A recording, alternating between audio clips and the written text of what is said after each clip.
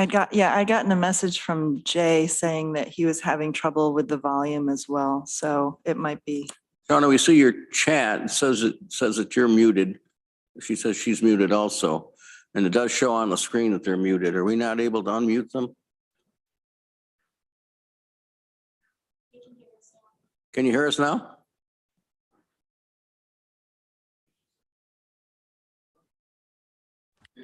Hello, we can hear you now. Thank you. Good, we just heard you. Arel, can you hear us?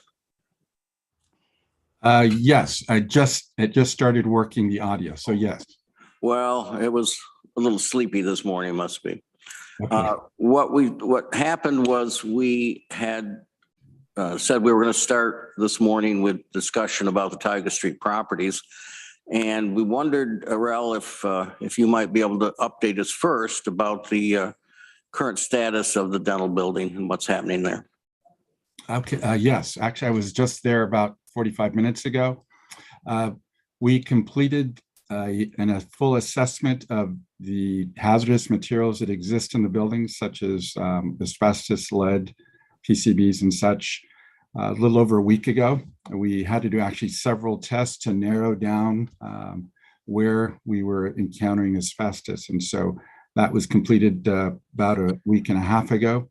We have since met with the deconstruction and abatement contractor, as well as our environmental consultant, Tetra Tech, to put together a plan for not only the abatement, but also the deconstruction. So what we found as far as hazardous materials, which we knew we would find some, is asbestos, lead, and that's mostly it. We found asbestos in the joint compound in the drywall, but it's not everywhere. That's why we had to do several tests to narrow it down, because if it were everywhere, it would take a lot longer to abate and increase the cost. So we narrowed down the asbestos. It's some on the basement level, some on the first floor, none on the second floor. There's no asbestos on any piping or on the roof, except for the little garage that's attached, which is just a small portion.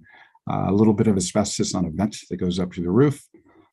We found several locations on the first and second floor of asbestos in the mastic that was used for vinyl flooring. However, that is not a friable type of asbestos, which is good. And then also we found lead and asbestos in all of the metal single pane windows around the building.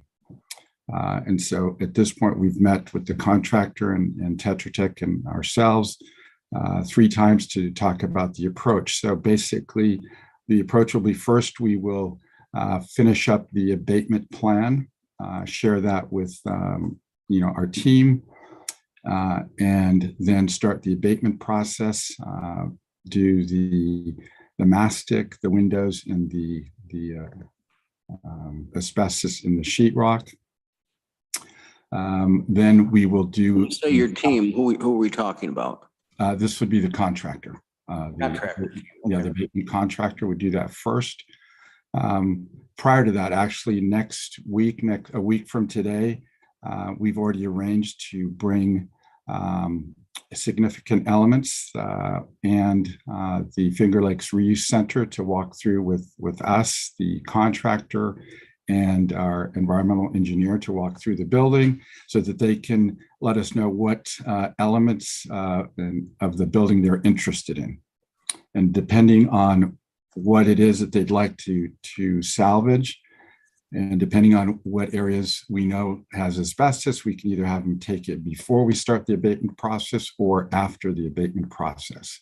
Once we've salvaged, or they've salvaged what they want, we will also, our department will salvage anything such as like copper piping, things that are easy to remove prior to the deconstruction process. And then we'll move forward with the deconstruction process. We have to be a little sensitive on the north property line. We are 5 feet, our property line, there's a wall that's 5 feet from the north property line. And that wall of the building, our building, is 12 feet from our neighbor's wall, exterior wall. I've met with the neighbor, Mia Pancaldo, twice. Let her know that we will be preparing a plan that we would share with her and other interested neighbors as far as the process that we will follow for deconstruction. We're going to do air monitoring as we're doing deconstruction throughout the whole process.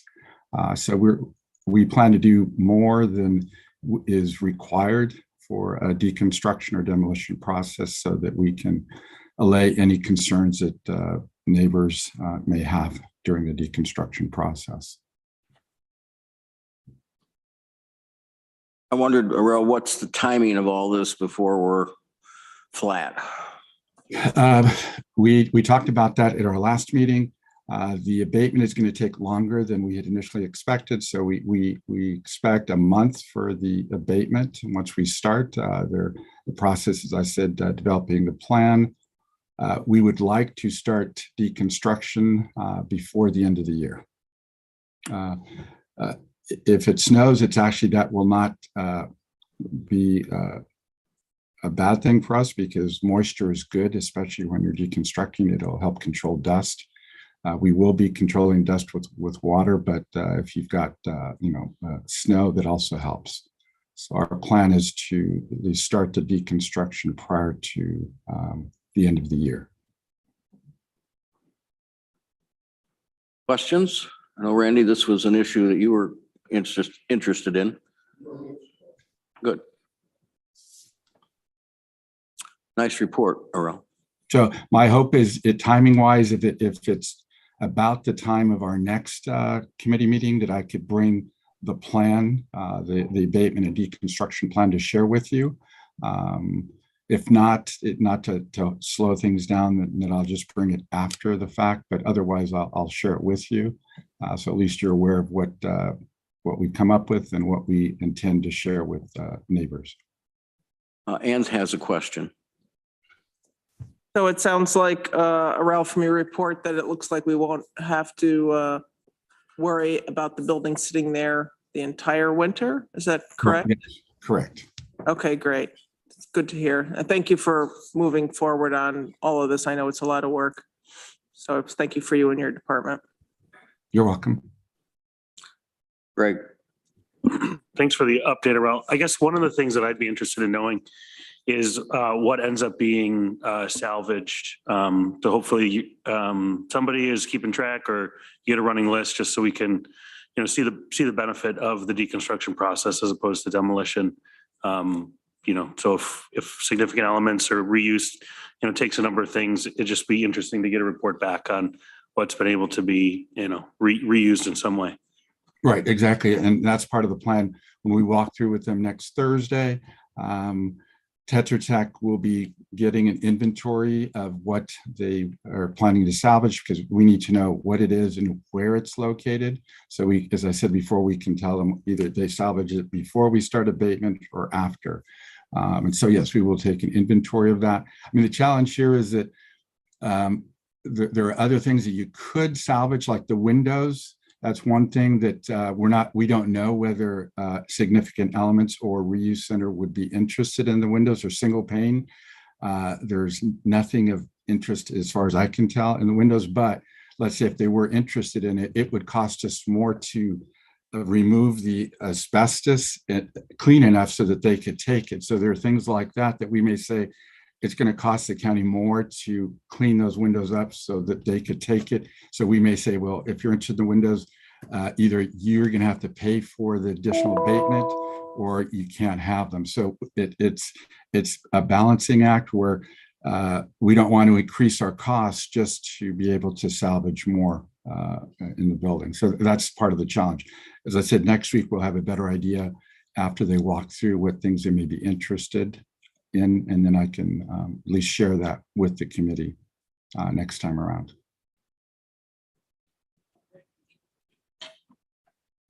Okay, let's move on then to the meat of first hour this morning, and that is, what are we going to do about the Red House on Tioga Street? And I know there was 3 or 4 different ideas at the last meeting. The one that we talked about that had the proposed resolutions that we viewed was that that property would be sold. And that basically we would let whatever the new buyer, whoever that might be, they would have the responsibility to fix it up, to remove asbestos or whatever needed to be done. We also talked about doing a ground lease for it to preserve longtime ownership by the county of the land and parking areas over there. That we basically tabled, so it's not before us this morning. And I just wondered what other ideas folks want to talk about this morning.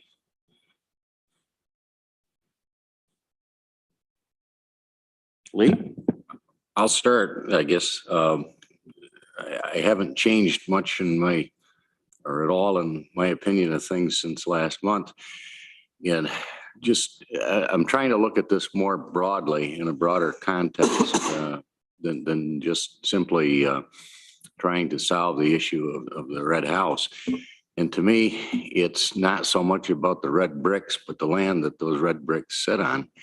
And my fear, my hesitancy to sell that is that I believe that having already portioned off Sears Street, by selling or committing even a ground lease to the red house and the adjacent areas that you would have to have, practically speaking, to have parking and access to it, it forecloses any opportunities that we would have for future use of that site for county purposes. Arel just mentioned that, you know, the wall of the dental building is 5 feet from the property line and 12 feet from the next homeowner. And you end up with leaving yourselves with a sliver of land that probably isn't going to be usable for any large project. And as I speak about the broader context, I know that there's a preference or potential preference for the use of these properties over here on Tioga Street that have been purchased. And that's okay, but the problem I think that we run into 3 or 4 years down the line, or whatever the timeline might be, is that if you're trying to balance costs, you may find that developing this corner over here is cost prohibitive or far more expensive than what it might be 500 feet up the street. And I don't know that we have really looked yet at the potentials of what the existing buildings might have for us over here on the corner. A couple ideas that where they may make for some temporary solutions for county purposes. Just a couple of examples, just to talk more broadly. Could that bank building be used for the county clerk's office? It's probably a bigger space than what they've got today and a lot nicer. Could the law offices be used perhaps for the district attorney's office? Well, you look at the front of the building, there's 16 names of attorneys that are housed in the building. That tells me that there's at least 16 offices, support staff, and conference rooms that have been good enough for Wally Wiggins over the decades. Perhaps that's a good place for the district attorney's office, and maybe between the two, you've got space for some of the offices and departments that are leasing downtown. But I don't know that we're in a position to make a long-term project. The other thing is that I don't know that we've looked at any ideas of public-private partnerships. And when we look at this corner over here, it's probably a highly developable property. You're building some high rises in the city. Perhaps there's developers that would want to build something to a comparable height or depth that you've got in some of the downtown projects that are going on that might be suitable for county purposes somewhere down the road. My point to all of this is that there's a whole range of options that are out there as we consider the downtown facilities. And again, I come back to that property. It may be the least expensive and more practical to develop a few years down the road. And by selling off the house and taking that land off, we really take that off the board. And I just don't like the idea of losing that. If it means mothballing the house or doing something temporary to fix it, I'm probably okay with that, given that between the two areas, we've got $5 million invested here, and they're still probably a long ways away from a long-term plan as to, or a ways away from a long-term plan as to what to do with the buildings. So it really is not about the house. It's about the land that it sits on, and that's my concern. I don't want to see us make a quick move that removes that broader property from being an option for us to look at in the years ahead. That's where I'm coming from. Others? Randy? I see we have a resolution here to say it's no longer needed for public use. And I guess I think that's where we're headed. It's no longer available for that, the building itself. Based on Arel, I think it was 1.2 million to make it usable for the county. Didn't seem to make sense to me to put that kind of money in that house to do that. I agree the land's very valuable there to the county for what, I'm not sure. I think parking is a big deal and will be if we ever build another facility over here, unless we build it with parking underneath, which would limit the height of the building or the useful space for offices.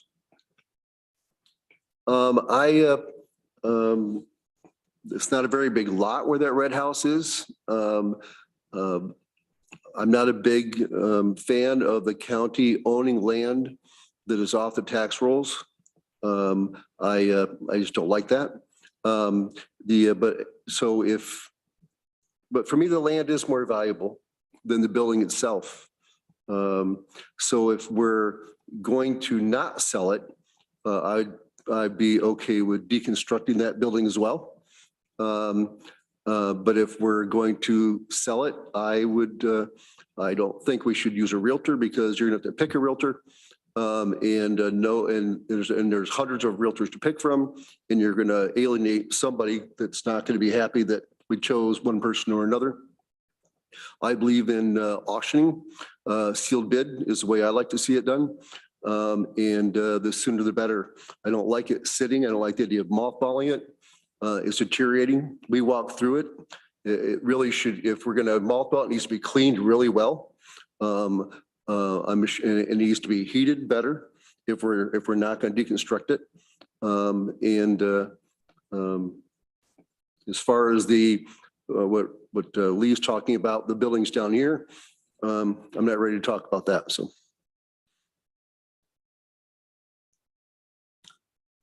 Ann, did you have comments?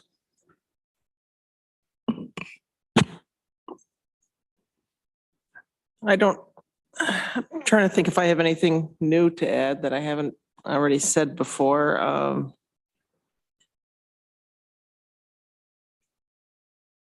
don't disagree with anything that's been said as far as we don't know what we're going to do yet with the other properties that we own.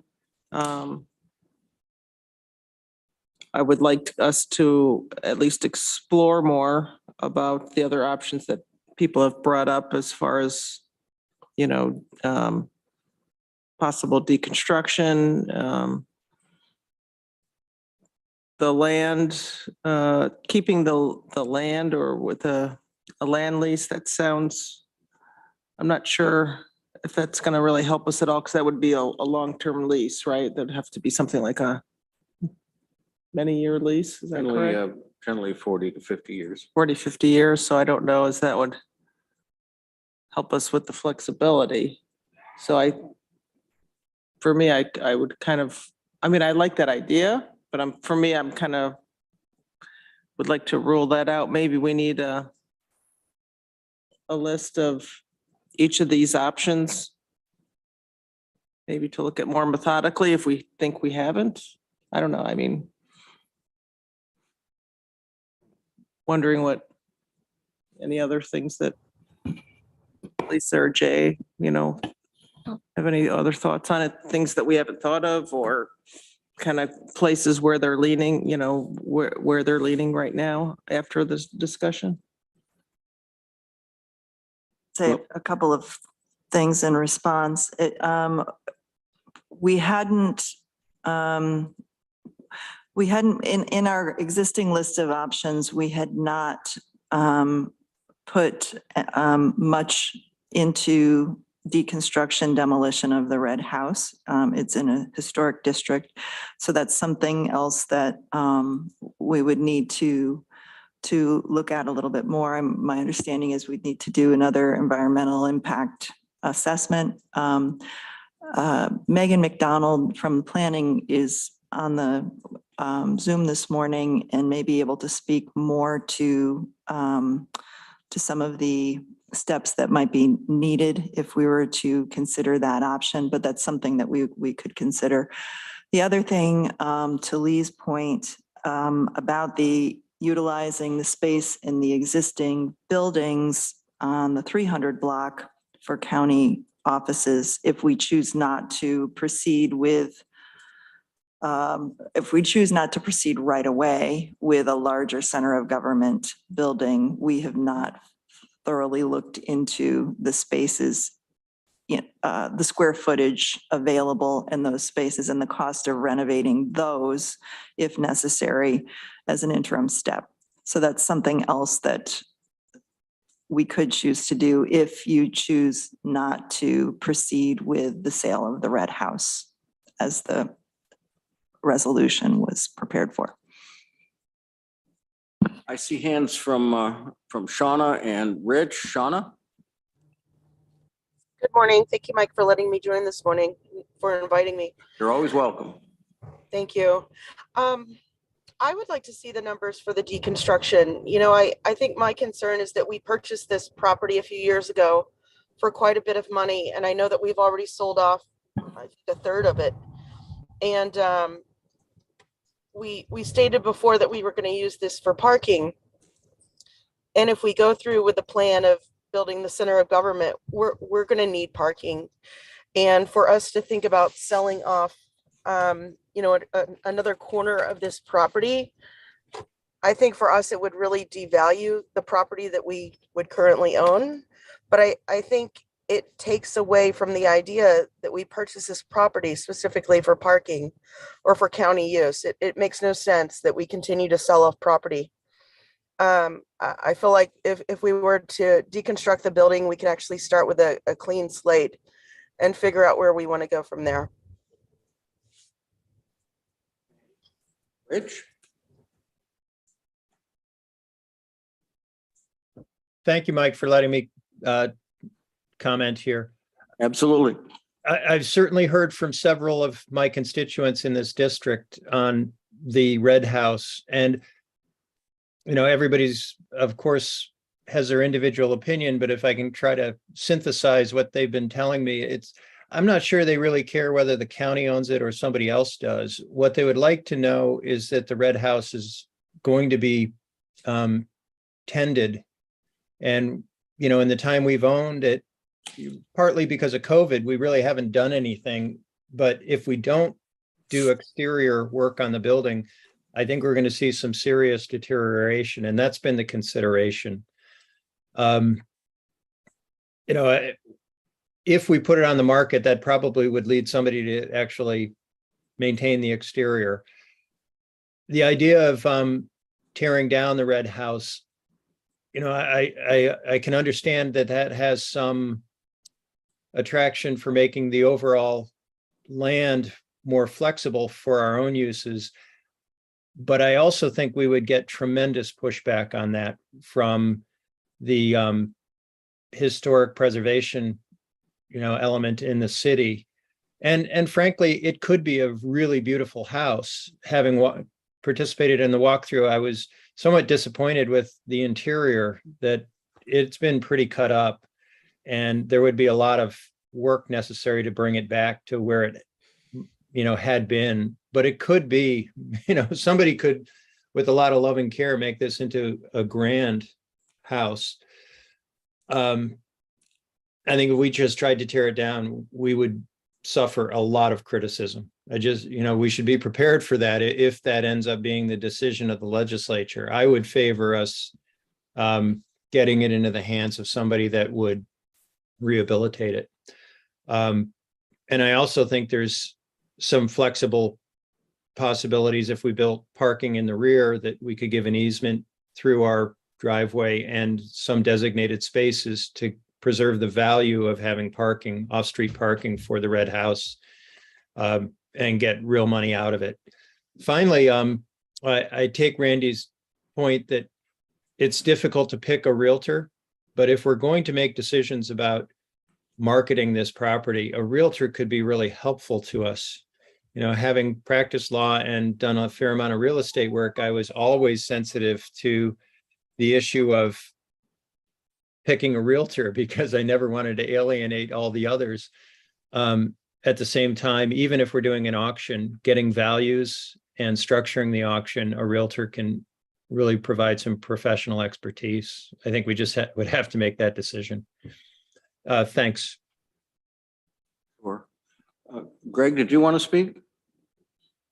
Yeah, I always appreciate the opportunity to come talk about the red house, especially early in the morning.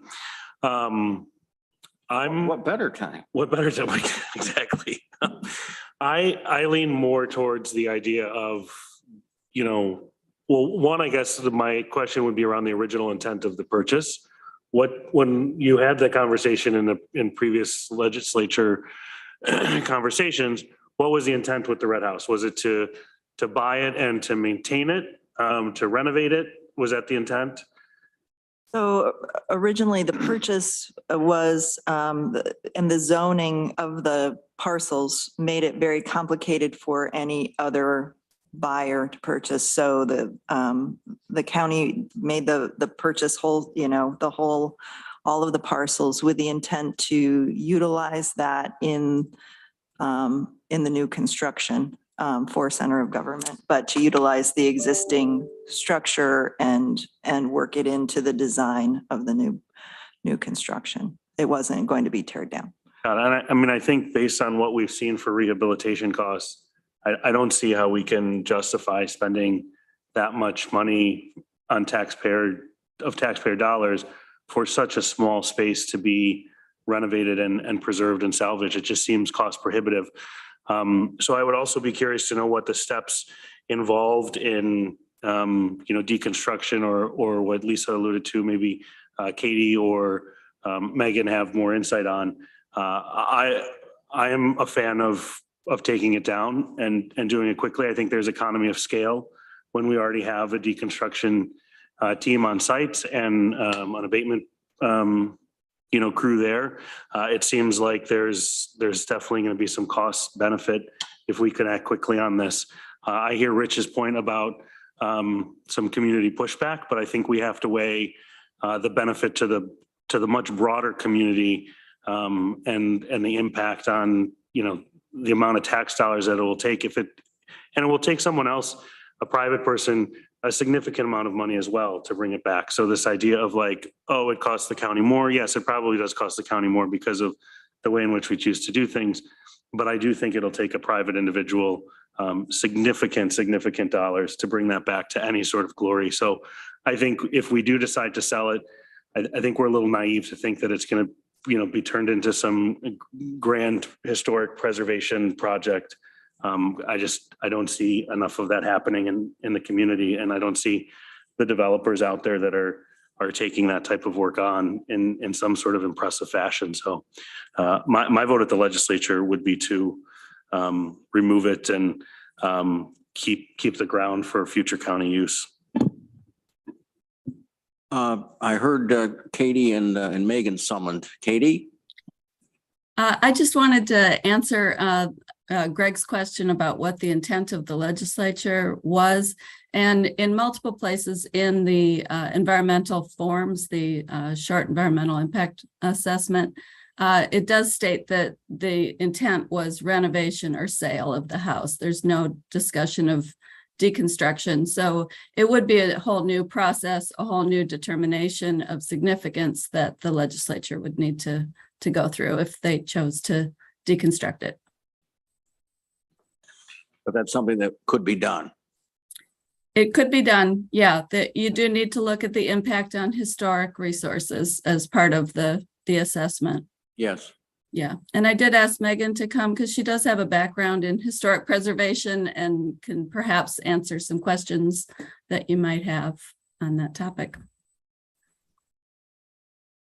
Like, Lee? again, not to argue, but those initial studies would have been premised on maintaining a much bigger footprint than where we've ended up since the sale of the Sears Street part.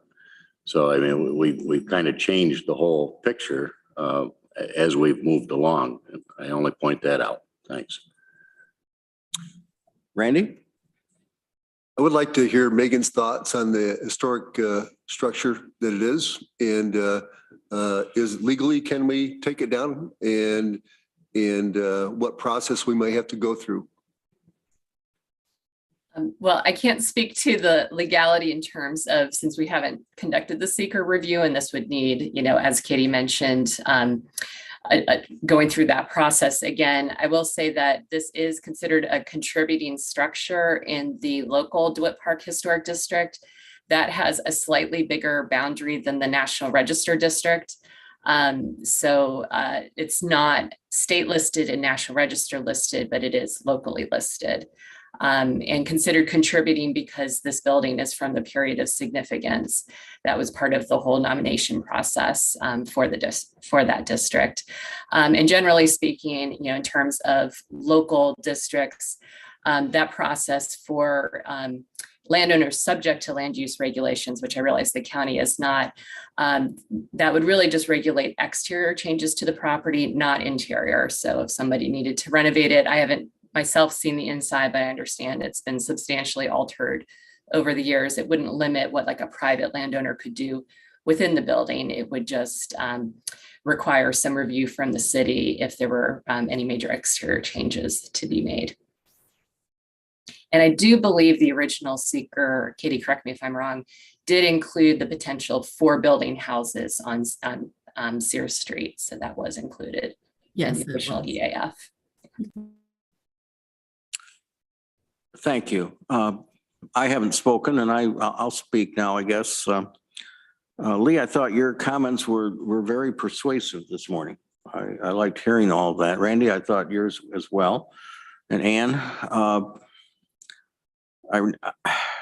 going back to when we studied these properties 15, 20 years ago in the original space use master plan, the thought was to buy the property because it had substantial parking. There was no, at that time, there was no intention to build a county office building there. Of course, we still owned the old library property at that time. And, but we talked about if we did buy it, since it was owned together, that we probably would sell off the red house. But I think it's a good point that's been made that the legislature previous to this one made the decision to sell the lots on Sears Street. And that does change that property considerably. And Ann is right. If we do have a land lease, which does give us some control over the property, it's still not something that we could use right away. It would be long time. I always thought that we could maybe move the county clerk's office into the dental building, but that's gone off the table now. And that's interesting thought about putting it in the bank building at the corner of Buffalo Street. Who knows? Maybe that's something that we need to discuss, and as we discuss more of this downtown property. I'm not seeing us building a center of government building next year. I'm still worried, as many of us are, about what the economy is going to do. That's a big project. That's a lot of money. We've got We just spent a lot of money at the airport. We've got the public safety building to think about. And we've got our green initiative and other kinds of things that take a lot of money as well. And to build a center of government building, it's what's going to be over $20 million. It's always nice to have new offices if you can, but we get along with what we have for now, and it can go on a little longer. We've looked at it a couple of times. So I'm coming around to the idea that we hang on to the red house or deconstruct it. And I'm a historic person. I don't like the idea of taking down a historic building, but I think the fact that I don't see that house being purchased by a wealthy landowner who's going to move his family in there, frankly. I don't think that's going to happen. Those kind of homes seem to be out in Lansing or up on the hills and some of the other parts of the county where those $500,000-$600,000 houses are being located around the lake.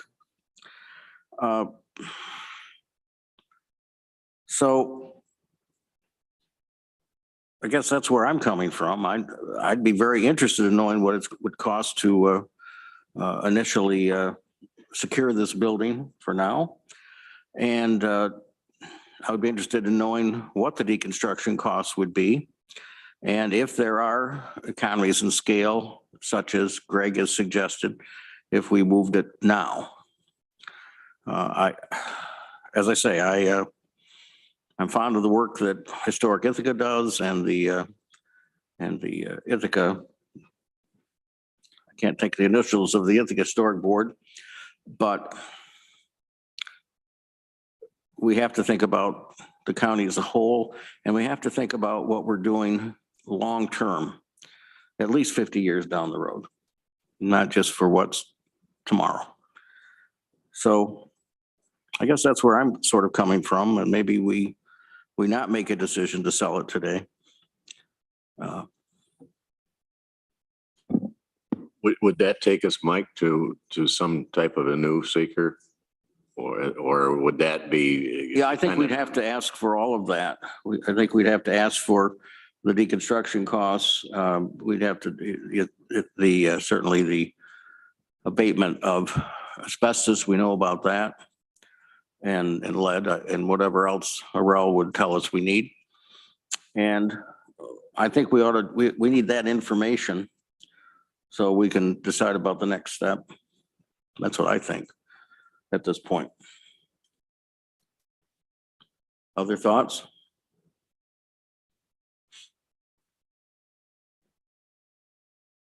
Ann?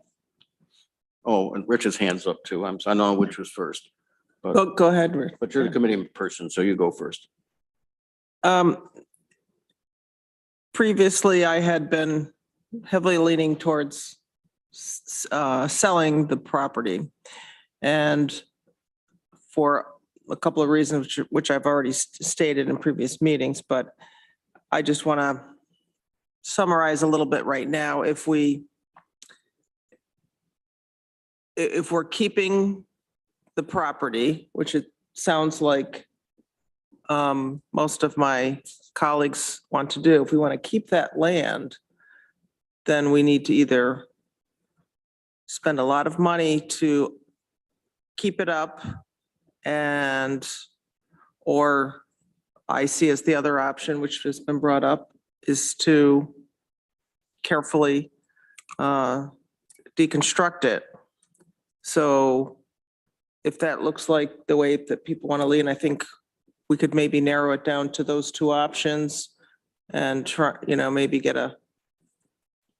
something in writing, like the pros and cons of each of them, or at least, like you said, what would it cost, or what, figure out what information that we need to make that decision. I just want to say it's with a heavy heart that I would think about, I had contacted, the historic preservation about this building, and because I want to get their opinions on it, and they don't want to see it deconstructed. But I think holding on to it, I think the worst thing that we can do, to me, worse than deconstructing it, is to hold on to it and not take care of it. Because in essence, we're dooming not just the whole building, but all the parts of the building. So I don't feel that we'd be a good steward of the property if we did that. And then that combined with how much it was going to take to keep the building somewhat safe from further deterioration is a lot. I think it's going to be a lot of taxpayer money that we need to think about. Thank you. Rich? Thanks, Mike, for letting me speak again. And I won't go on, but what comes to mind is the city's decision last year not to fund $15,000 of library funding. And it seemed entirely reasonable to them. We didn't understand it at all. And I'm afraid we may be heading in that same direction, that we really shouldn't underestimate the viewpoint that we'll be seeing and hearing about from the city side in tearing down a historic building. Maybe it makes sense to invite Historic Ithaca to do a walkthrough of the Red House, particularly if they're going to go see the dental building, and try to get some advice from them on how difficult it would be to rehabilitate. They served in that facilitator role with the Craddock Moore House up at Cornell that ended up getting moved. And they did a really good job in that instance. And maybe they could help us here find a through path to seeing that house survive in a rehabilitated way. Thanks. Bye. Thank you, Rich. Arel, what about this timing issue that Greg is speaking to about trying to do both buildings at the same time? Might there be savings in your view for that, or should we just treat them separately?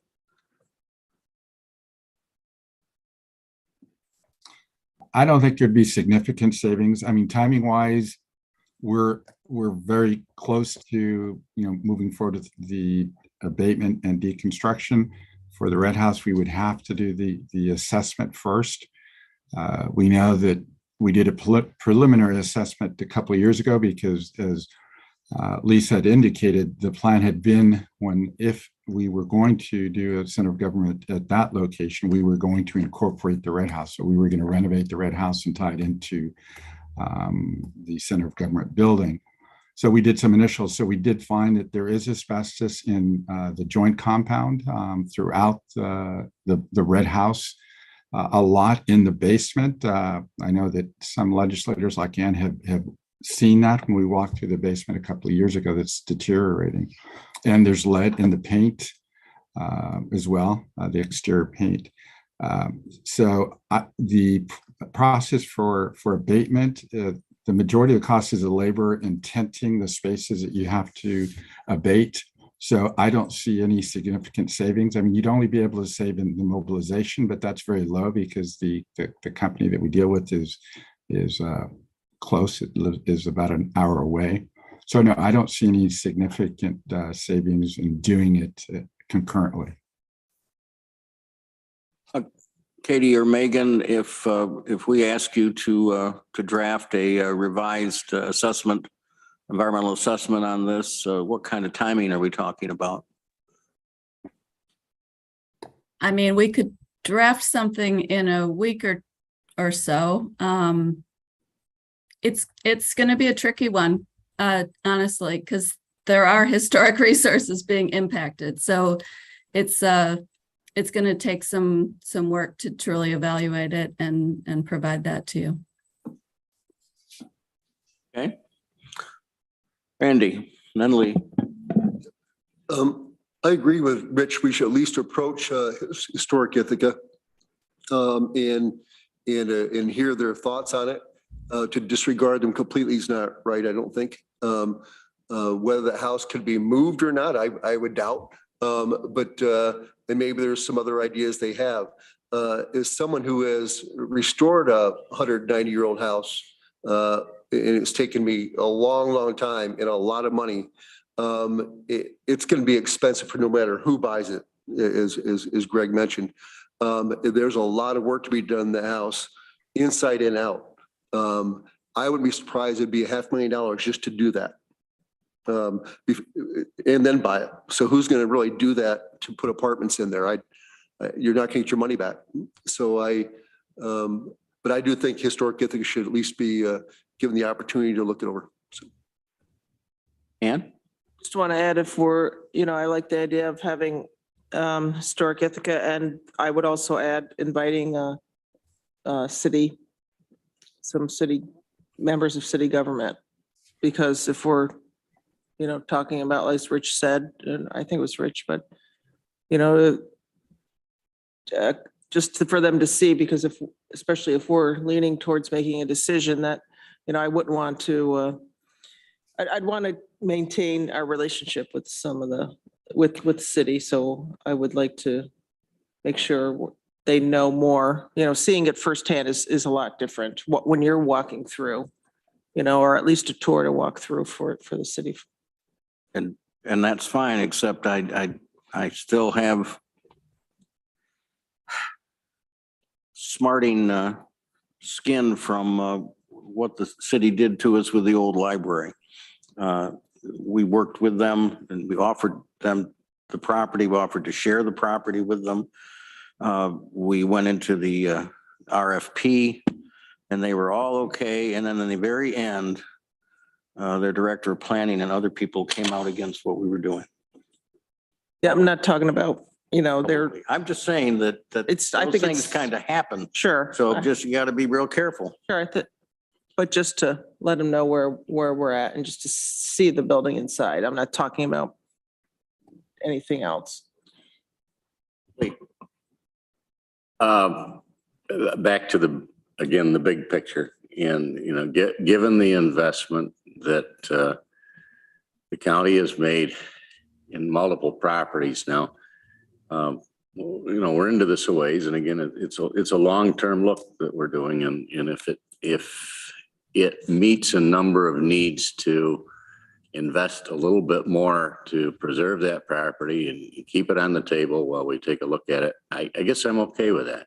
And just, so I don't, attract the ire of the historic preservation people. I live in a 25-room house that I took on a few years ago because I didn't want to see it be turned into a bunch of apartments. There was nobody else that was going to renovate what we consider a historic house. And so I did that. And I have very much an appreciation for it. And especially when Jay reassesses every now and then. And, but beyond that, yeah, I can tell you what the costs are to take a 150-year-old house and try to keep it in the style that it came from. But I'm okay at looking at that. I'm fine. Broughton has some of the most beautiful historic houses in the county over there. Well, let's see if we can, go ahead, Katie. I didn't see your hand. Yeah, I just wanted to mention in terms of the seeker, I think this idea of involving some preservationists to tour the site and get ideas, Historic Ithaca, that actually would be very helpful to us in crafting the seeker response as well. So I would just put 2 cents in that I think that's a great idea and would appreciate that.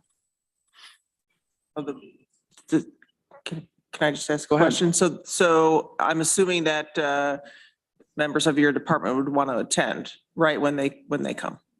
Yes, that would be great. Well, I think we're kind of seeing that the next step is that we want to understand what the options are here if we keep the building or if we deconstruct the building, the environmental assessment, notifying interested parties like Historic Ithaca and the City of Ithaca, I think are all worthy kinds of things to do. My question is, are we willing to wait on this a month? Do we want to ask administration to begin this process now? What's the pleasure of the committee? Randy? I think you're going to have to mothball the house no matter what through the winter. You know, much of a choice. The process is going to take a while. And we need to do a good job of doing that, obviously. But even if we made decisions now, it's going to be spring at best before you could deconstruct it. So I think, but the other thing, when you do the assessment, it'd be nice to know and understand again what the zoning issues are in that particular parcel. So Just trying to figure out what it takes to keep it from deteriorating any further without getting into going to those steps of abatement and so on that we might So- have to get to.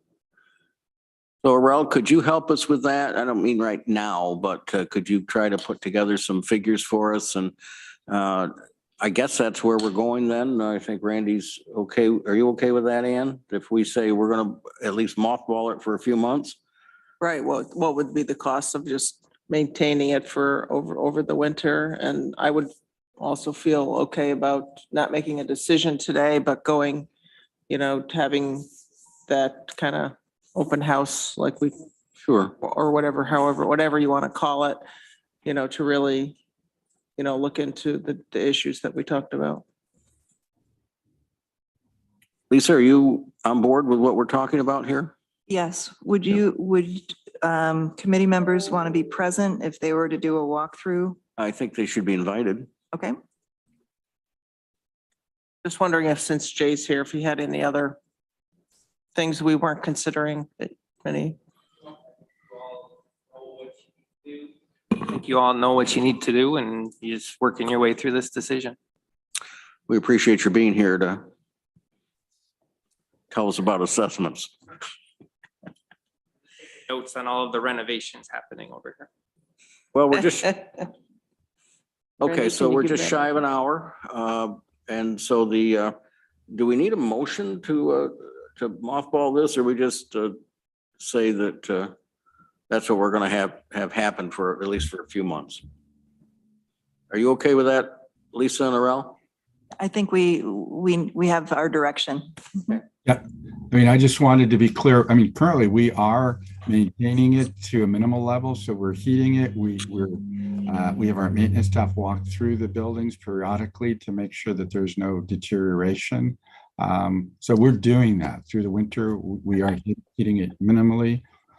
What I had suggested at the last meeting was whether you wanted me to put together the cost to really make improvements, especially ones such as painting the house, which has come up in the past by neighbors. That would require some, funding at a higher level because we'd have to abate the asbestos or the lead, and then to paint it. So beyond that, we are maintaining the building, through the winter. So there would be no additional cost. That's within our operating cost budget already.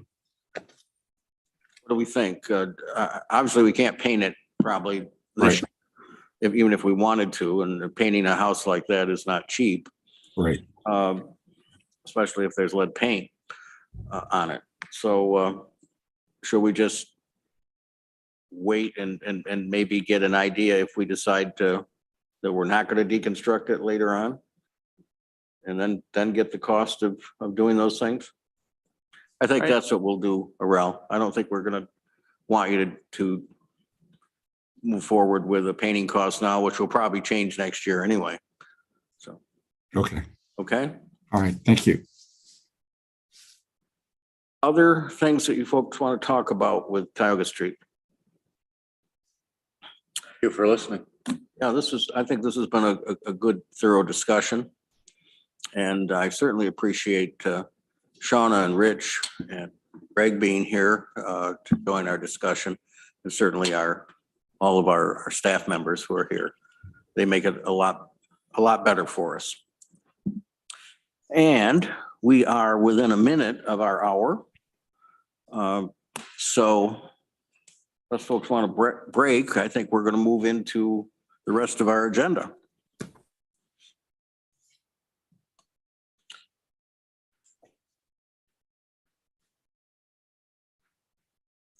I don't have any formal report this morning. Lisa, you're up. Thank you. I don't have much to report either. I just want to note that yesterday at the Public Works Building, we celebrated the kickoff of the green facilities phase 1. And there were several representatives there from Johnson Controls, as well as county staff and legislators who were present to commemorate the event.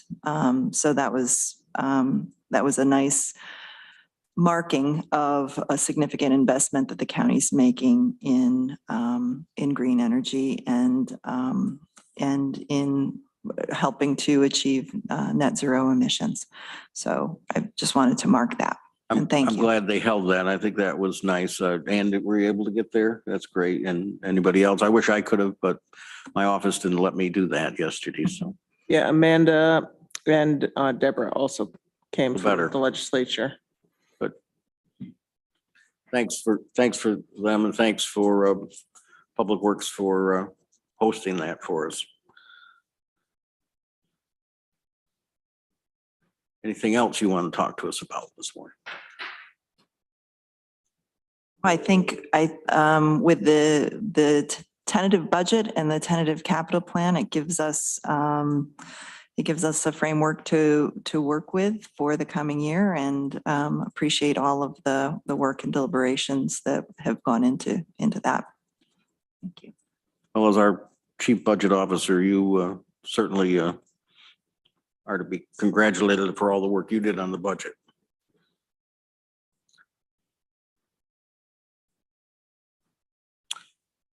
Okay, we've got Tompkins Consolidated Area Transit. Is there anybody here from TCAT wants to speak to this resolution? Don't see anyone. We have a resolution recommendation for appointment to the Tompkins County Consolidated Area Transit Board of Directors. Well, I guess they wouldn't comment on that anyway, would they? And that is Amanda Champion, member of our committee. Anyone have any questions about that? You want to move it? Brandy's moving it. Is there a second? Seconded by Ann. Discussion. I assume we don't need an executive session, but if you did, we could call one. Shall we vote? All in favor? Any opposed? God bless her. That's a tough role. I think Lee just Lee's out of the room right now, but Oh. still, I don't know if you want to. Lee, are you okay with the resolution to appoint Amanda to TCAT? Yes. All right, so it's unanimous, all five of us, all four of us, really. Let's see, do we have Jeff yet? He's just coming in now. Okay.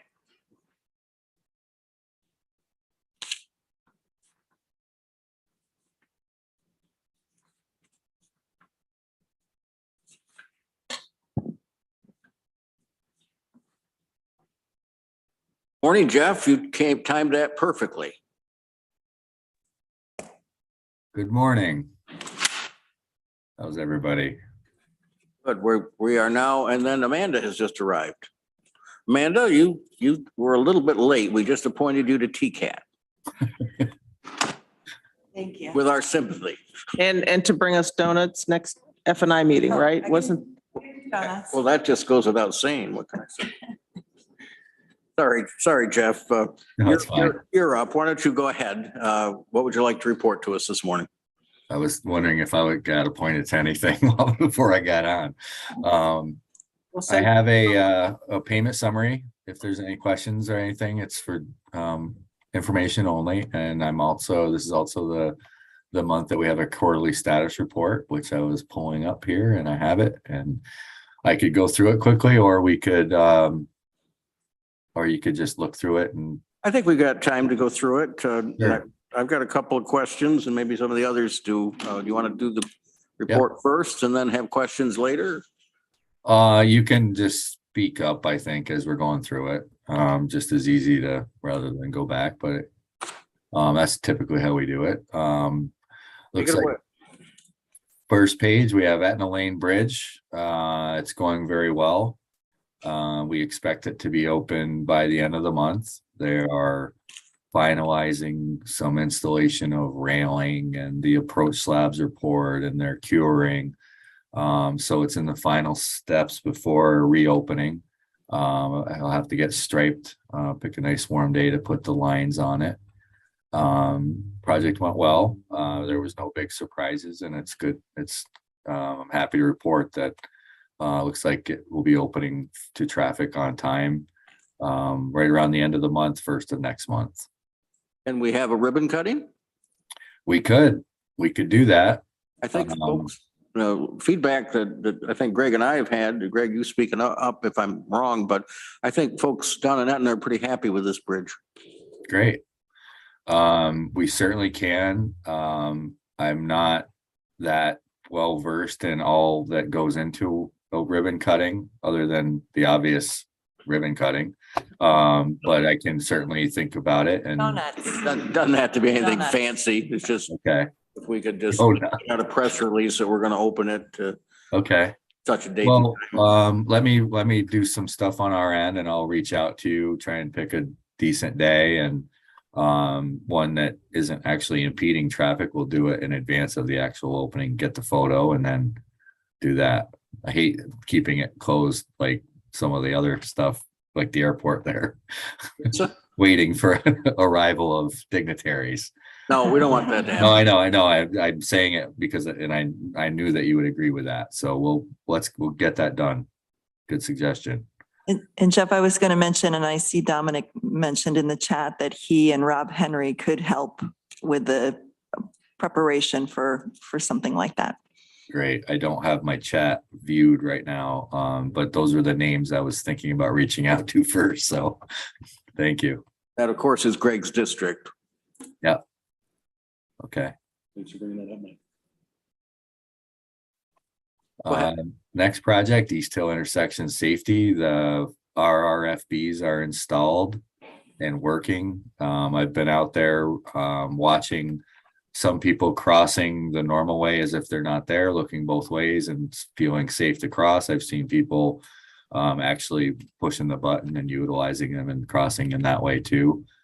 This is the area right next to Burger King, and it's a path that runs along by the horse polo ponies all along our Pine Tree Road, and then crosses and kind of goes into East Hill Plaza.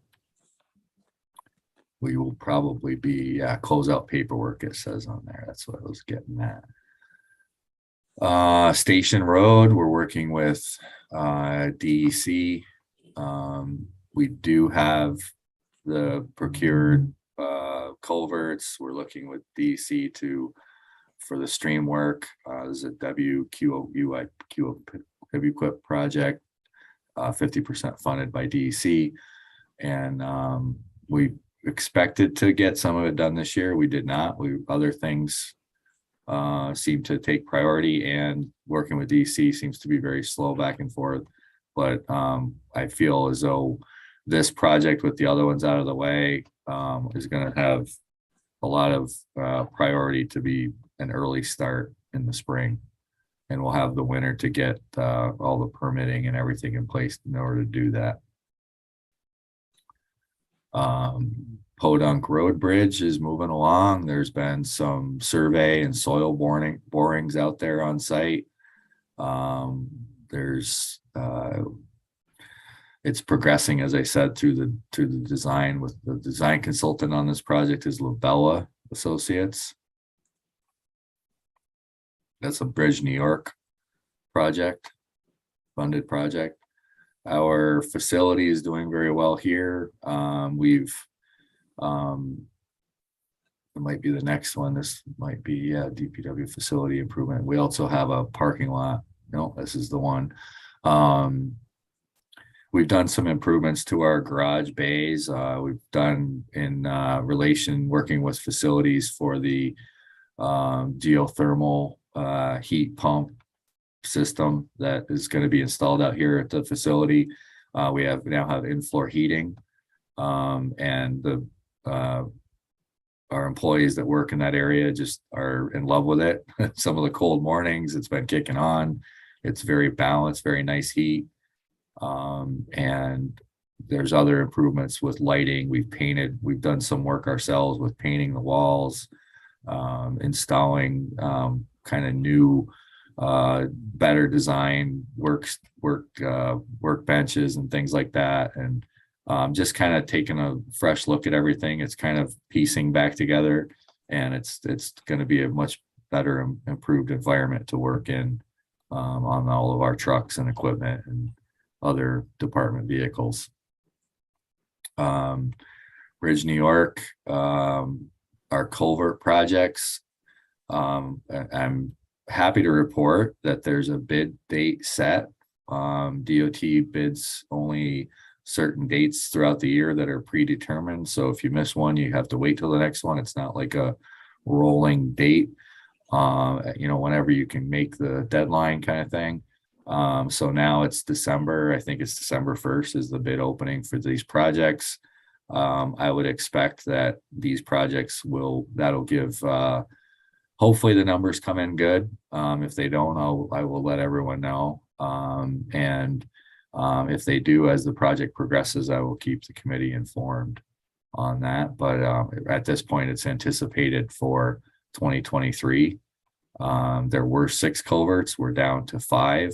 One was decided to peel off. It's the one on Coddington Road, mostly because of the extreme complicated right-of-way that was going to be needed, and different estates and things that had happened with some of the landowners. They could just see it not being able to progress with the rest of the 5. So they peeled it off to kind of be revisited later and made decisions. I think it's a cost thing. And if we have funding left over, then we can start looking to see if we want to progress that one project. In any case, I'm going to work for the county to at least get whatever work has been done as far as plans and design, so that we can get possession of those and see if we need to progress the project that way. Or anyway, it's not a done thing. We're going to continue to look at that. So understand it. The funding originally planned for that project is inadequate. Was that the reason it's not going forward right now? So there were 6 culverts, right? And they took 1 out of the 6. So there's still 5 culverts in the bundle that is progressing, and the 5 culverts are being bid on December 1st. But there's been 1 pulled out of that. It's not so much known funding right now. It was more of, it was decided to pull out because of the long delay. We had 6 together, and 1 of them was really dragging the rest of the 5 down. These whole projects have already gone longer than anticipated. They're very much delayed, I'd say. But this one in particular, this one site out on Coddington Road, it's quite a ways out, quite a ways south on Coddington Road. That project, that 1 of 6, was really going to delay the rest of the 5. So they pulled it out to kind of just set it there and then progress the 5 culverts forward to this point. This was a decision by DOT or by Tompkins County? They do keep us informed, but they recommended to do that. Okay, so yeah, they said this is the way it better happen, right? Yeah, they recommended. They saw it taking, even maybe another year, missing another construction season. That's the sort of things that were brought up. All right, I understand. Thank you. Yeah, no problem. This is just some of the work we have coming up in the future. This is all on our capital plan as well. The top couple, Fall Creek Road over Fall Creek, that's a triple concrete box. It is fully funded on the tip, but it's in out years.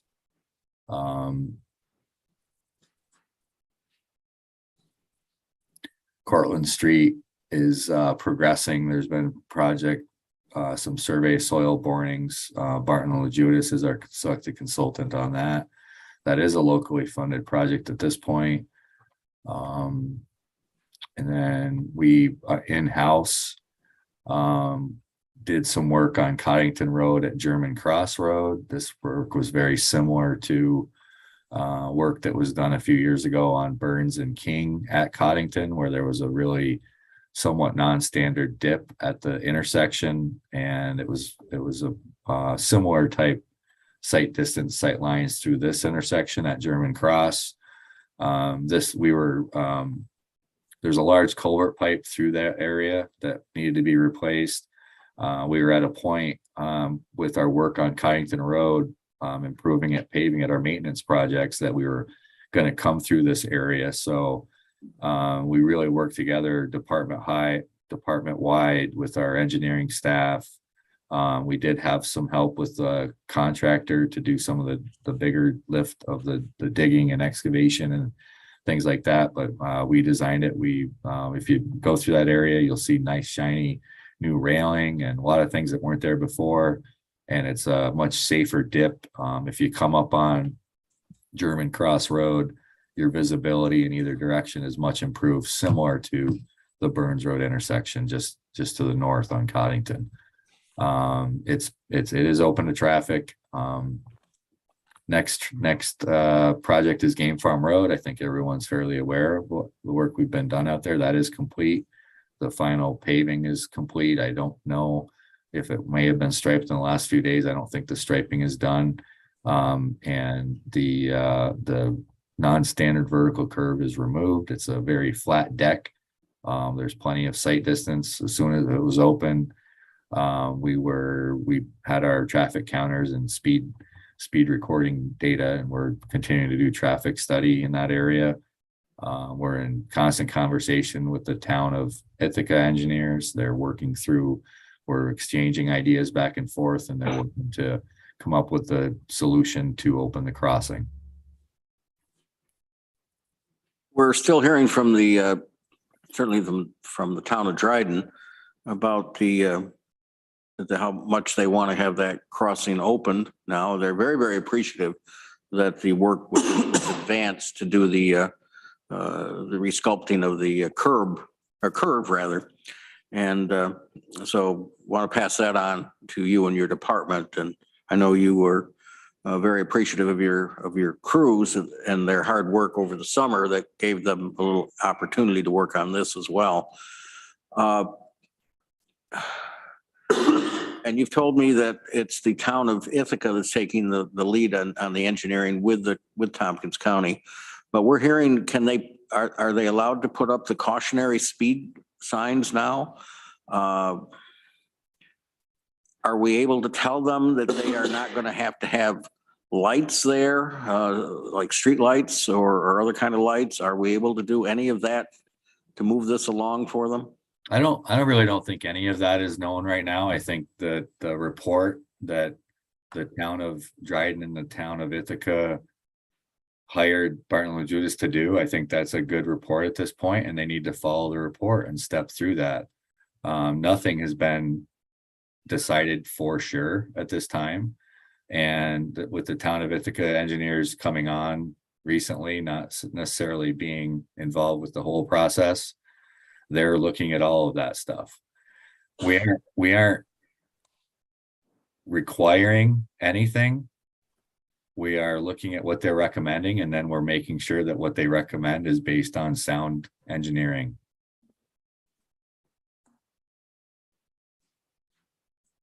Okay, but that doesn't give me a lot to tell them.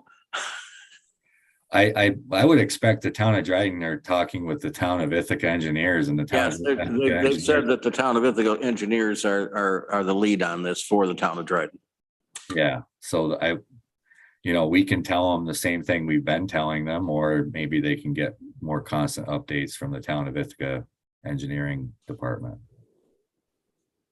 Okay, I don't want to prolong it, but I want you to know that we're hearing about that on a regular basis. And are you going to town board tonight, Greg? You might want to report what Jeff has said. Thank you about that, Jeff. I appreciate that.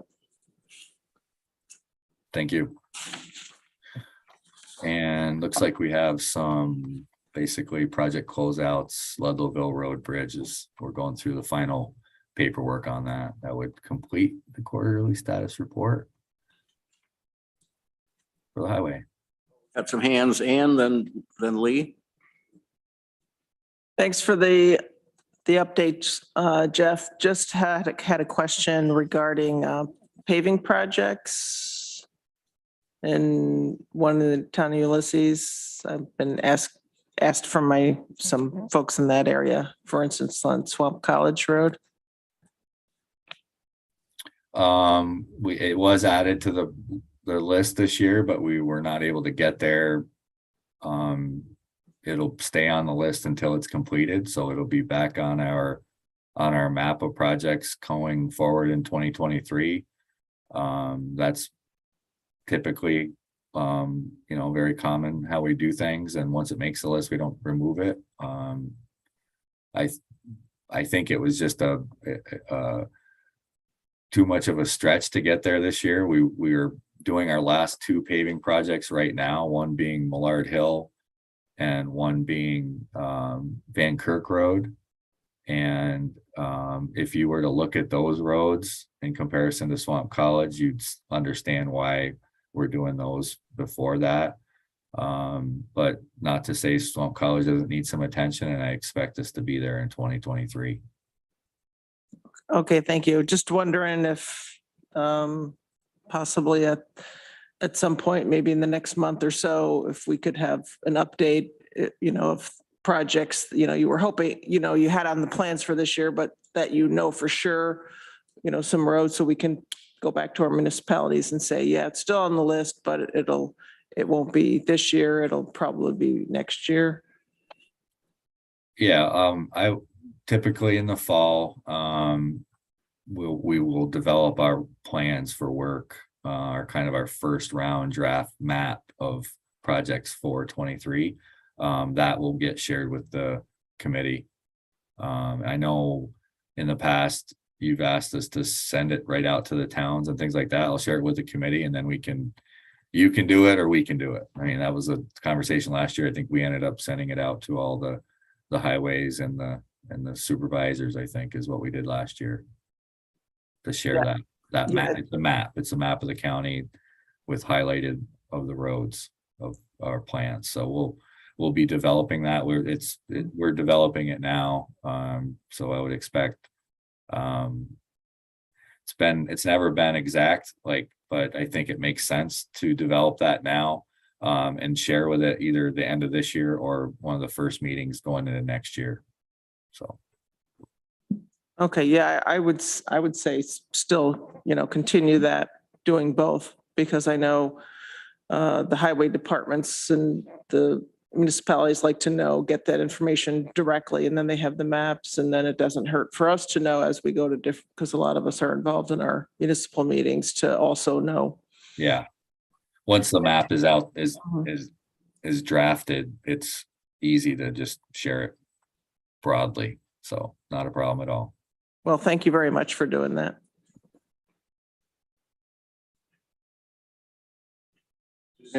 Lee? Yeah, I was just going to comment and thank Jeff for the graphics and visuals and the bullet points here. The map that Ann's alluding to was helpful in talking to the town boards that I work with earlier in the year, and you make it pretty easy for me to go in and give an update to our local boards with what you got, and I can visualize exactly what your major projects have been. So I thank you for that level of detail, Jeff, and the succinctness of it. Thanks. So I didn't ask if there were any questions on the capital payment summary. Jeff spoke about it. Those the two payments for the Etna Lane Road Bridge. Are we okay with those? I guess so. Jeff, I saw the email string about the intersection of Midline Road and Turkey Hill Road. Had some constituents over there that were very, very concerned about the safety of that intersection. And I have to say, I drove it twice here a few weeks ago from Midline Road, and it's a tough turn to get onto safely onto Turkey Hill Road. And I know you suggestions to the person who wrote the email. Are we looking at that intersection any more about any different kind of signage or anything? It's a tough one. It is. I think, to be clear, I think you're talking about Mount Pleasant and Turkey Hill. Did I say the wrong road? I tend to do that. I apologize. It is okay. We do the same thing here all the time. Much longer conversations, and we're talking those roads over in there and Greg's district, you don't know which is which. So. Yeah, no, I'm fine. Turkey Hill and Mount Pleasant is a difficult situation. Our road or visibility, we keep it trimmed back. I've also looked at that recently because of those comments. I suggested to the individual, only because of the type of vehicle that they were driving, that it's only really kind of a short distance to make a couple safer movements instead of coming up the lower kind of the incline to creep across to get over to the other side of Mount Pleasant, going all the way across the road. I thought that was a good suggestion. I know we do that commonly with all of our vehicles, our bigger trucks. We work with, routes that make sense when we can. We are looking at the signage. We have looked at it, make sure that all the signs are visible. The speed limit through that area is already reduced. I'm not sure. We are, and I think we did within days or the same day, even we were able to move the speed trailer out to the area. That does collect data, but it also is good for, awareness of the speed that you're traveling and to slow down. The person did say that they didn't think people were necessarily speeding. It was just a difficult, and if they could see it, no, I'm sorry, I'll take that back. The person did say that they were able to see okay, but it was more of a speed issue. And usually when I hear that, it is a difficult thing to calm, to slow traffic down. We do our part, but I also will send an email to the sheriff's department just to let them know if there's anything that can be done, that there is that raised awareness and there's some concern of some of the constituents in the area about that. To answer your question, Mike, we are looking at it. There are some improved solutions that we can consider, but we want to know some of the data. The data will tell us how fast people are actually traveling, and then we can go from there. I sure appreciate that. Yep, thanks. Anything before we let Jeff go? Thank you, Jeff. We always appreciate your reports. Thank you, everyone. Please feel free to reach out to me anytime. Well, let's go to our airport. And I know both Roxanne and Josh are here. Good morning. Good morning. So Josh and I actually had a call this morning. We got some great news. Some exciting news, I think, for the airport. We can't release it publicly, so I'm not sure if it's something we can go into an executive session, regarding it's a contractual type situation, or if you would like us to just share kind of generically, and then we email you after. And then also Josh is going to give his report on his trip to Vegas on the airlines, but so I'm not sure how you want to handle that. Close to the end, Mike. Let me just take the temperature of the committee. What do you want to do? You're close to the end, Mike, if you want to go into executive session. We could do an executive session at the end of the meeting. If you want about Yep. that. Yeah. Meanwhile, Stay we've got your other report and your resolutions. Yes, we'd like to hear that, I think. I think you will too. I think it's good. So I'm going to let Josh, do we want us to do the rest of our stuff now or hold it all till the end? No, go right ahead. Okay. So I'm going to turn it over to Josh on his trip that he went to Vegas with Matt Colbert and the airlines he talked to. Good morning. Thanks for having us. So yeah, we just got back late Tuesday night from Roots 2022. So what it is network teams from all the airlines. We did have 8 or 9 different meetings with different airlines, which some were positive, Some were really positive. Some weren't so positive, but that's the name of the game. We met with Delta, United, American, Breeze, Spirit, Allegiant, Southern Airways, and JetBlue.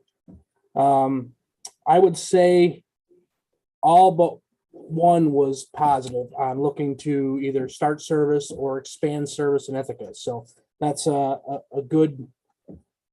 It's good for us, right, to bring the seats back in the market. We're working diligently with the airlines, providing them with the information that they want, so we can get back to 2019 or better numbers. And then that's really all I have about the meetings until we go into that executive session. So. We thank you for going out there and continuing to promote our airport. I'm still trying to get used to the time change out there. It was horrible. I was up at 2 o'clock in the morning every day, so it's great. Just because you couldn't sleep, right? Well, I tried, but. All right, why don't we go ahead with the airport resolutions then? Resolution A is authorizing a 5-year lease extension with the Transportation Security Administration, TSA, in connection with the office and the other operational space at the passenger terminal, the Ithaca Tompkins International Airport. That's ID 11220. Could I get a motion? By Ann, seconded by Lee. Want to speak to this? So this is just a resolution, we have to do every 5 years. They are asking, actually, I think we can do it up to 10 years now, which is probably good. It's just for their space. We've actually, working with Recondo, our financial consultant, we've changed it so that they're actually paying the same square footage rental that the airlines will be paying. I don't think I have that in front of me right now. But, we looked at that and we felt that it wasn't fair for the airlines to be paying more than our TSA representatives. So that's something we're doing. It's just to, they have to be here. We have to have them. They are, paying their portion of the rent now. So that's really what the lease is.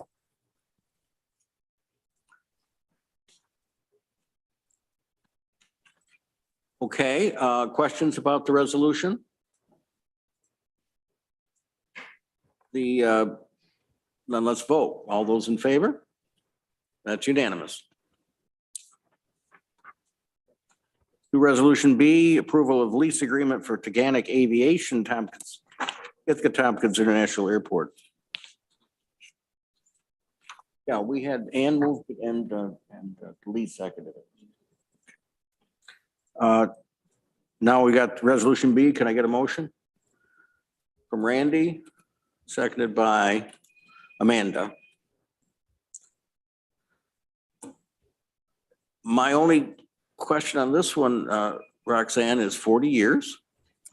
So they were looking at it, and this also helps them so that they can do additional funding, additional, opportunities for them.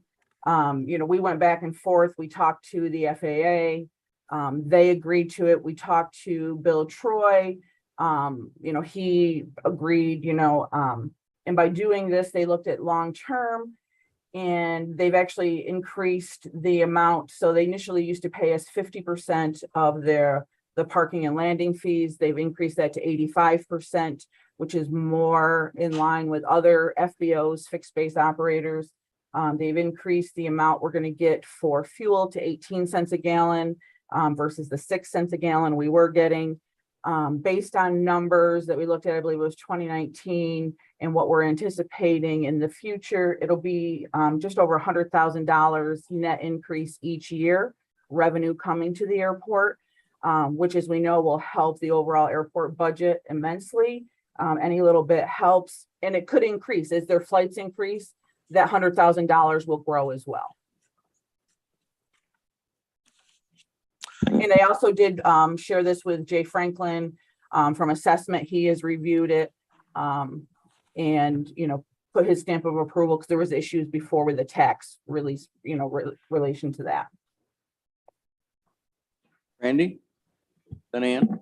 Yes, Roxanne, not that it would be needed, but is there an escape clause out of this agreement?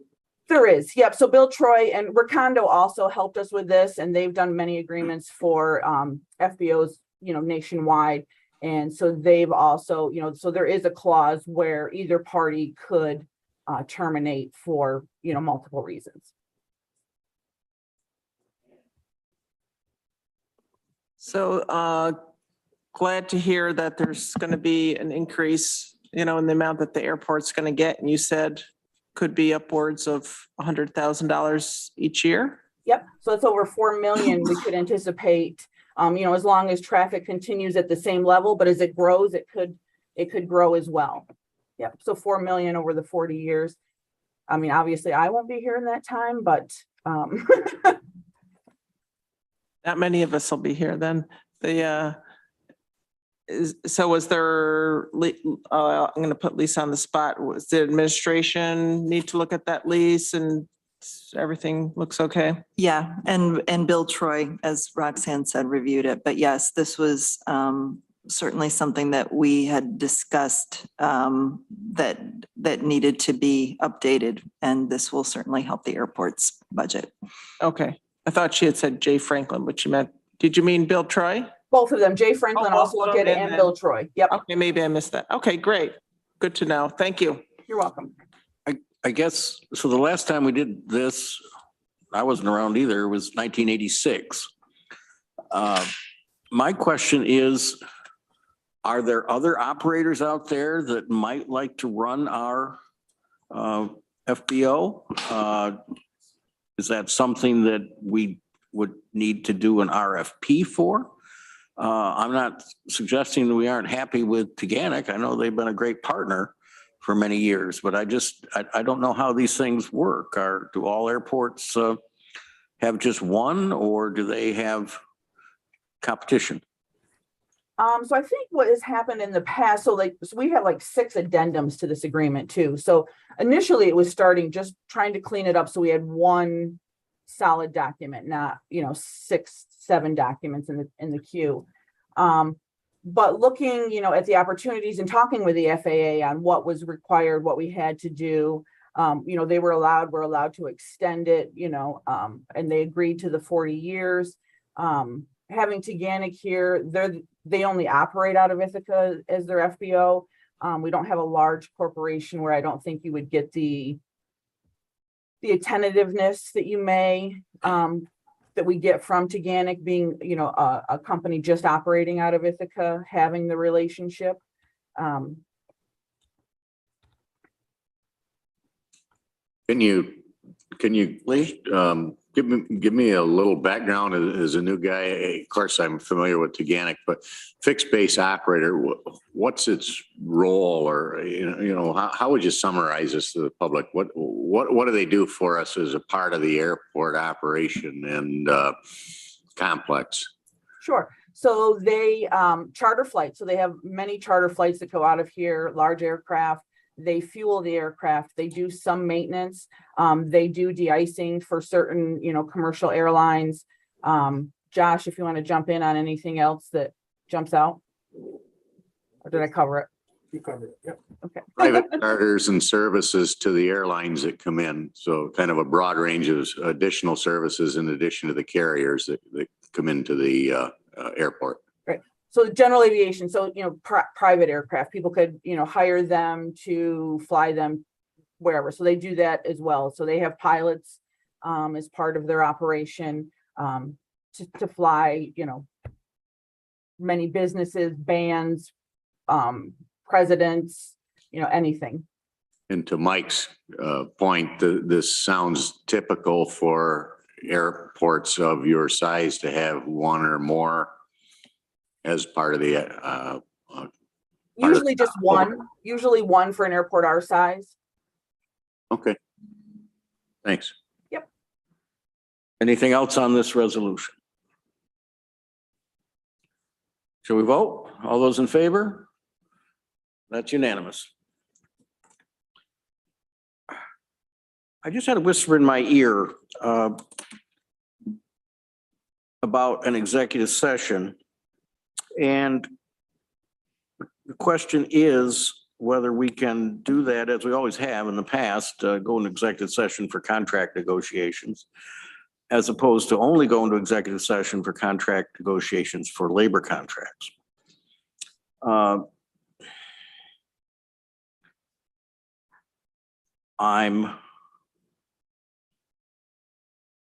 feel that we've always done it for contracts, but we have received a list recently from our county attorney saying, what we can go into executive session for. What's the committee feel? I guess if it's a preliminary move toward establishing a contract, I don't, just doesn't seem to me as though you wouldn't not want to go into executive session to where this may have an effect or the eventual resolution. I agree. Go ahead, Amanda. Well, I mean, if it's just to give us a little bit of information or an update on something and not ask for our feedback or have a discussion, then I'm not sure we should do that. We can find out via email or at the next legislature meeting, or something. But if it's something that you're looking for the legislature to give you guidance on, I mean, maybe that would be a different conversation. I don't know. I'm thinking, actually, let me jump in here really quick, probably not contractual that way. So I think we probably can't do an executive session based on that information. But Josh and I'll be happy to send an email out to F&I, and the press release can go out on the 29th. So it's just over a week away, but we can share that internally. I asked that this morning when we were on the call, that we can share it internally. So, and then if you guys have any questions, you can feel free to reach out to Josh or I. We'd be happy to answer them. So we'll just put together an email and send it out if that works for everybody. Yes, I think that works. However, and personally, I think dealing with things like that through email is not the best way of handling it either. I think an executive session is a much better way of handling it, but or we can have a Zoom after. We don't want to be between a rock and a hard place here. Right. So go ahead and do as you said. Yeah, I just don't want to cause an issue with it not being appropriate, or we can do a Zoom at any time as well, whatever works. Well, that's the same issue. Do you have an opinion, Kathy? The interpretation of that?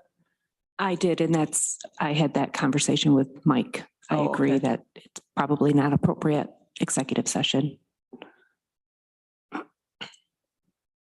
Okay, anything else for either Roxanne or Josh this morning?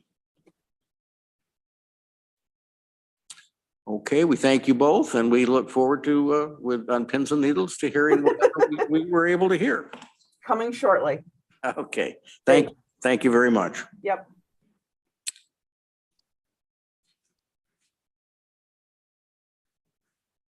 Aurel, is there anything else you'd like to report to us this morning?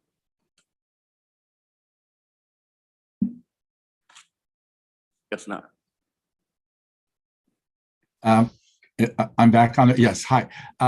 Just wanted to let you know that we are moving forward with installing security cameras in your building there. And actually the electrician is working, I think, downstairs. So we will be mounting the cameras that I had suggested a few months ago. Exterior camera on the DeWitt entrance, one on the Court Street entrance, one in the elevator lobby, one in the front Court Street lobby, and then 2 cameras there in chamber space. And so the wiring has already been run throughout the building. That's a challenging building to run cabling in, and probably within the next week, we'll be installing the camera itself. So just wanted to update you on that. And also at the Human Services building, we've upgraded some of the exterior cameras to get better views around the perimeter of the Human Services building. And also the fence on the State Street side has already been installed. And we coordinated that with the Southern Tier, the Staff House right next to us. We've matched the type of fence that they're using. So if you drive by State Street, you will see the fence. Okay, so you did have the conversation with Kathy about the cameras in chambers? Yes, yeah, several weeks ago. Okay.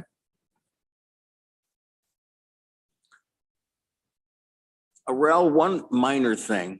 Thank you in your department for repairing the wall where the Glenn Norris painting is. It looks much nicer now. The county historian would like to have a plaque out there. The historical commission will pay for it. It's not something that would come out of your budget, but wondered if your department could help with ordering that. And I think she sent out to Alan and me a suggested wording for it. Okay. So I would just, if maybe Alan or you, if you want to just touch base with her, but there is money authorized out of her budget to pay for it. She's talking like a, one of those plastic ones, or I don't know exactly how they're made, but Okay. we aren't talking Sure. about bronze plaque or anything. Okay. Yeah, I can coordinate that with Alan and make sure that we get it done. Thank you. And then also you may have noticed the doors, the DeWitt entrance doors, we've removed them. But sold to the deconstructors. Excuse me? Oh, no. Actually, Larry, our carpenter, removed one at a time, took them back here to the shop, removed all the layers of paint, did a lot of repair work on the bottoms of those doors and painted them, and they look really nice. So. Thanks. Thank you. Thank Larry for us. And it's interesting because I was just noticing a couple of weeks ago that they needed some work. So it's great to know that you're really on top of that. Yeah, thank you. Thank you, Real. A few months back, you talked about concrete work to be done around the campus here. Can you give an update on that, or? I can. I didn't talk to Alan, but Alan has been working with an engineering consultant because we were including several buildings as part of that. The main courthouse, the old court, the ramp and stairs there on the DeWitt side of the building, some repointing on the front steps, but also work over at the Human Services building and here at our Public Works facility. And so let me touch base, but I know that they've already done investigations several weeks ago. And so they're putting together kind of a plan for how to move forward with the improvements in and around the court complex there.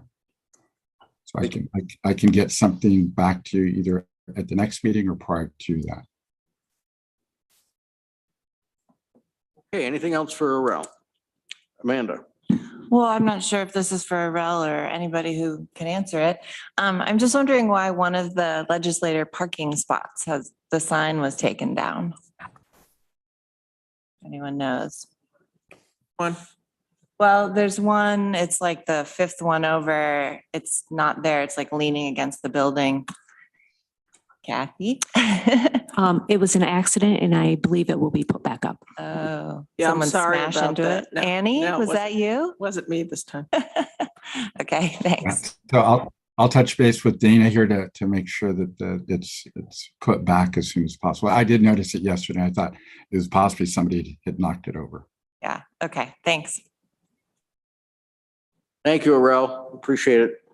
You're welcome. Transportation, I usually use that on the agenda to talk about what's happened at ITCTC. Randy, thank you as the alternate. Was there in my place this time? Do you have anything you want to tell us? I know you spoke at the legislature meeting for us. All right. We got some budget adjustment transfers out of weights and measures. And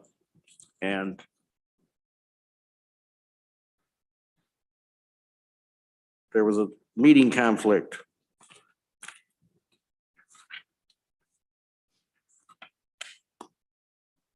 So we have to just look at them by ourselves. Are there any questions on those?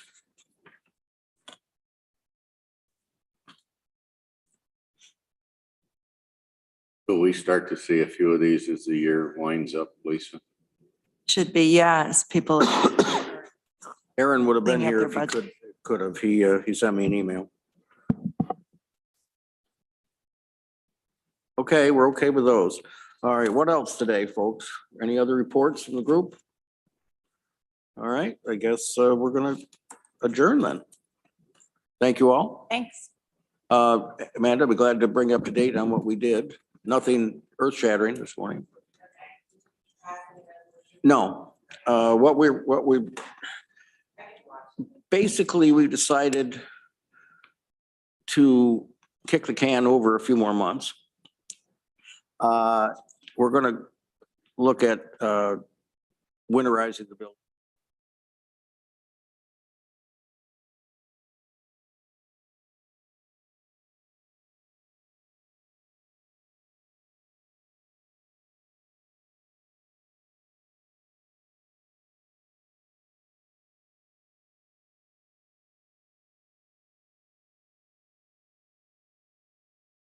To make sure that the city and historic folks know about this, because he expects a lot of pushback on that because of the historic structure. Katie and Megan were here and said we would have to revise our environmental assessment if we were to deconstruct, because the previous environmental assessment said that the intention was to keep it or sell it, I think, or renovate it. What else? That's pretty much what we said, but yeah, well, no, that's all right. We've got a little bit of time here, and I think it's important that you know about it.